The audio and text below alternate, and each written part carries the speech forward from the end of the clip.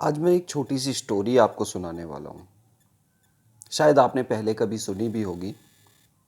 और होता क्या है, जब हम एक एक एक एक शख्स होता है जो पहाड़ पे चढ़ने के लिए जाता है। एक ऊंची चोटी होती है जिसको फतेह करने के लिए जाता है।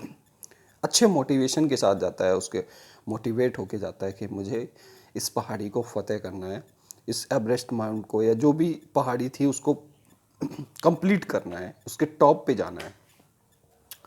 होता क्या है कि जब वो बंदा वहाँ पे पहुँचता है, उसके स्टार्टिंग पॉइंट पे पहुँचता है, तो वहाँ से कुछ लोग वापस आ रहे होते हैं जो पहाड़ी को फतेह करके ऑलरेडी आ रहे होते हैं। तो वो उनसे पूछता है कि इस रास्ते में क्या क्या परेशानियाँ आईं, कैसा व्यू आता है, कैसी कैसी जर्नी रही उनकी। एक बंदे से पूछता है तो अपनी वो स्टोरी बताता है।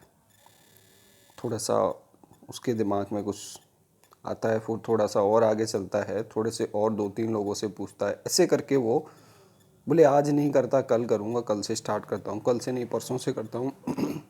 ऐसे करके उसे करीब करीब 30-40 दिन हो जाते हैं और वो 30-40 लोगों से मिलता है। जब वो उन सारे लोगों की स्टोरीज़ को सुनता है, उन सारे लोगों के एक्सपीरियंसेस को सुनता है, तो उसके दिमाग में एक प्रश्न आता है कि जब मैंने इन सारी चीज़ों को, इसने इतने स्ट्रगल्स को, इन्होंने जो व्यू देखा, उस टॉप व्यू से क्या नज़र आता है, इन सारी चीज़ों को, नज़रियों को मैंने देख लिया, तब मुझे इतनी मेहनत करने की क्या ज़रूरत है कि मैं उस चोटी पे जाऊं, मेहनत करूं और फिर वहाँ से वो व्यू देखूं। तो उसके माइंड में वहाँ पे एक नेगेटिव थॉट्स पनपता है जो उसे उस काम को करने के लिए रोकता है, क्योंकि वो अब तक इतने लोगों से मिल चुका होता है कि उसको पता ही नहीं चलता है कि वो जो जर्नी उन्होंने तय की है वो उन्होंने, उनका अपना नज़रिया था, वो अपने नज़रिए से उसको डिस्क्राइब कर रहे थे। तो हमेशा आप एक बात याद रखें, किसी भी काम को करने के 100 तरीके हो सकते हैं, 100 लोग 100 तरीके से करते हैं एक ही काम को, और 100 लोग 100 तरीके से कर रहे होते हैं और वो अलग अलग तरीके से उस काम को एंजॉय कर रहे होते हैं। उनका नज़रिया अलग होता है, उनका देखने का नज़रिया, उनका सुनने का नज़रिया, एवरीथिंग विल बी डिफरेंट। सो हमेशा कभी भी किसी दूसरे के बताए हुए रास्तों पे ना चलें।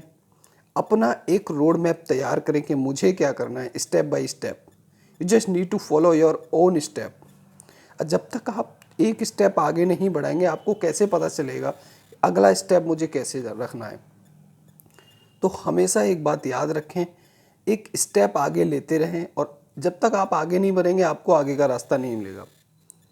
अगर वो शख्स खुद से उस पहाड़ी को जब तक नहीं चढ़ेगा, तब तक उसको the beauty of nature, the beauty of, और जो मेहनत वहाँ लग रही है उस पहाड़ी को चढ़ने में, जो जो जो आनंद हमें अपने काम को करके। अब एक छोटा सा एक और एग्जांपल लेता हूँ। जब आप खाना पकाते हैं, माता जी जब खाना बनाती हैं, तो हम उसमें बहुत सारी चीज़ें कहते हैं, मम्मी जी इसमें नमक कम है, इसमें मिर्ची कम है, या इसमें हल्दी ज़्यादा पड़ गई है, या ये ऑयली बना हुआ है। लेकिन वही खाना जब हम खुद बनाते हैं तो हमें बहुत टेस्टी लगता है। ना हो तो आप एक बार प्रैक्टिकली करके देख सकते हैं इस चीज़ को। तो हमेशा अपने द्वारा किया गया काम ज़्यादा मज़े देता है इन कंपैरिजन कि कोई आपको वो काम करके देता है या आप दूसरे से सीखते हैं। जब तक आप खुद से नहीं सीखेंगे आपको मज़ा नहीं आएगा। और जब आप एक बार, आपको लत लग जाती है खुद से सीखने की, तो वो आपके लिए एक गेम की तरह होता है जिसको आप बिना थके, बिना हारे कर सकते हैं। तो ज़िंदगी में कभी भी डिमोटिवेट नहीं होना है और दूसरों के बनाए हुए रास्तों पे नहीं चलना है। अपने खुद के रास्ते ढूंढो, मैं क्या कर सकता हूँ, किस पॉसिबल वे में कर सकता हूँ। अपने रास्ते खुद बनाओ, मंजिलें आपको मिलती चली जाएंगी। और एक कदम बढ़ाना शुरू करो, आगे आपको पता नहीं चलेगा कि कब आप सीढ़ियाँ चढ़ गए और आप कब स्टेप बाय स्टेप अपनी मंजिलों को पाते चले गए। सो हमेशा be motivated, stay happy, stay healthy.